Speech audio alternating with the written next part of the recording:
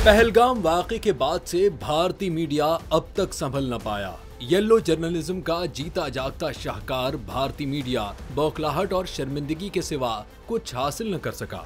वाक़े के चंद लम्हों बाद ही से पहलगाम वाक़े का जिम्मेदार पाकिस्तान को ठहराने का प्रोपेगेंडा शुरू कर दिया गया। बुरी तरह नाकामी का सामना करते हुए भारत के ही चंद सहाफ़ी और दानिश्वरों ने इस प्रोपेगेंडे को मुस्तरद कर दिया और मोदी हुकूमत को इस वाक़े का जिम्मेदार ठहराया।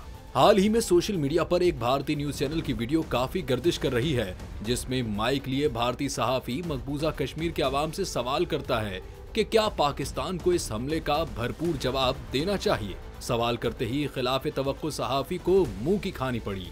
मकबूजा कश्मीर के बाशऊर आवाम ने खरी खरी सुना दी। किसी ने कहा कि हम सवाल करते हैं कि लाखों फौजों की मौजूदगी में यह हमला कैसे हुआ।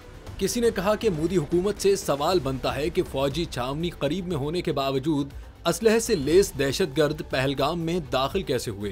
बौखलाहट का शिकार भारतीय सहाफ़ी अपनी आदत से मजबूर सवाल दोहराता रहा कि इसके पीछे पाकिस्तान का हाथ है कि नहीं, जिस पर हर एक कश्मीरी ने कहा कि ये काम मोदी सरकार का है। वीडियो से बखूबी अंदाजा होता है कि भारतीय सहाफ़ी के बेहद इसरार के बावजूद भी किसी ने पाकिस्तान के खिलाफ कुछ नहीं कहा। अलबत्ता भारतीय हुकूमत और दीगर सिक्योरिटी इदारों को सख्त तनकीद का निशाना बनाया। इस वायरल वीडियो से इस बात का अंदाजा लगाया जा सकता है कि भारतीय मीडिया के प्रोपेगेंडे का मकबूजा कश्मीर के अवाम पर कोई असर नहीं हुआ और कश्मीरी अवाम भारतीय मीडिया से ज्यादा बाशऊर और समझदार दिखाई दिए।